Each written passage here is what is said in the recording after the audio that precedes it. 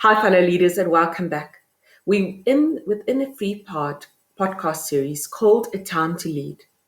Last week, we focused on how can you truly embrace change by understanding the human mind, reigniting the human touch, and then, of course, to build that emotional agility and help people to thrive rather than survive. Within this week, we're going to go through a thinking environment, a term coined by Nancy Klein in her book called A Time to Think. Now, you might think as leaders, why do we need to spend a whole week on how to create an environment for others to think? Well, the honest truth is, we're not very good at it as leaders. As leaders, we accidentally diminish other people's thinking, as Liz Wiseman tells us. The accidental diminishing sometimes take place by accidentally interrupting someone, by clothing them with your own thinking, or by accidentally jumping in and giving a rapid response, or even being the rescuer and thinking that you have all the answers. When was the last time you gave a other person the respect they well deserved by really listening to their ideas? That you saw them as equals, that you respected their diverse input and really created a safe space for them to think by creating a sense of ease rather than urgency. Within this lockdown, we might be in the space that we are reacting reactively rather than proactively. Strangely enough, when we look into surviving, when we look into to choose surviving methods, we learn from people like, for example, Bear Grylls, that when you're in that space where adrenaline is rushing, where the amygdala is on, you might be far more reactive than what you should.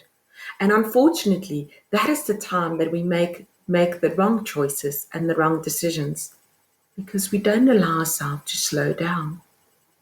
Have you truly been in a space of reflectiveness? Or have you also been in a space where you wanted a sense of urgency, competitiveness, and we need to get things done right now? Now, I would like to take you through within this week that I'd really give you that sense back. How do you create that space that you allow other people to think clearly? And the very first space that we're going to go into is how do you give your full attention on someone else?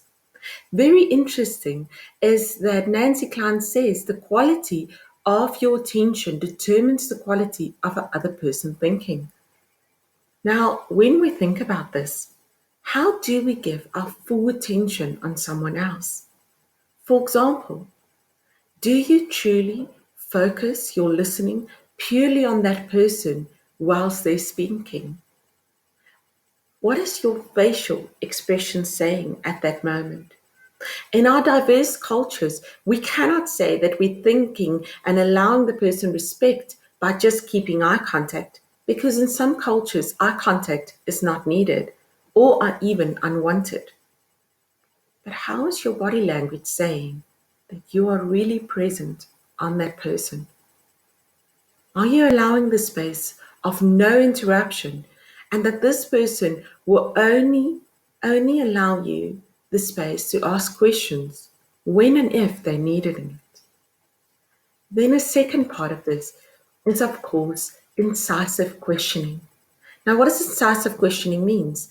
It means that you will help the person to get rid of the assumptions that they are having that blocks their own thinking at this moment.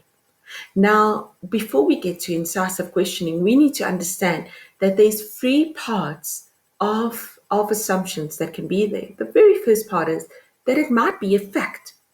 It's a fact that the person that's above you is in a legitimate role of being your boss. Then there might be a possible fact. What would be the possible fact? A possible fact would be that people might laugh at your idea. It's possible.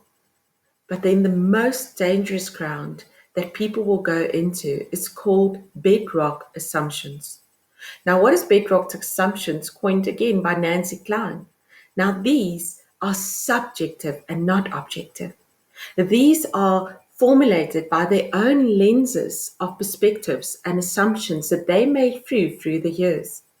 Have you noticed that you have your own beliefs due to your own value systems and your own experiences? An assumption might be that you assume that you don't have the answers, or you assume that you need to please others, or you assume that you're not good enough.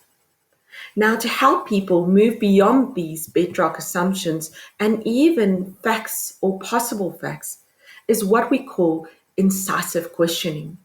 And within the space of incisive questioning, it's highly recommended that when a person is on this negative front, that you rather allow them to come up with their own possibility and their own possible truth.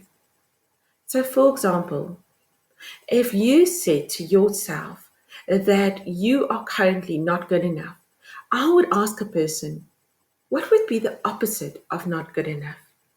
The reason why I allow them to come up with that opposite is because then it will allow them to come up with their own truth and their own vibrant answer.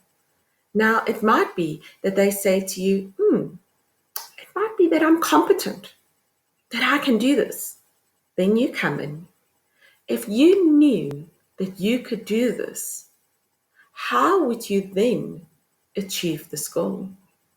How would you then view the situation? Incisive questioning is an act, but it is an act of listening once again. Now, I hope you enjoyed today, that you already went through incisive questioning and keeping your attention in order to create this safe thinking environment. I would encourage you to do the reflection questions of this week.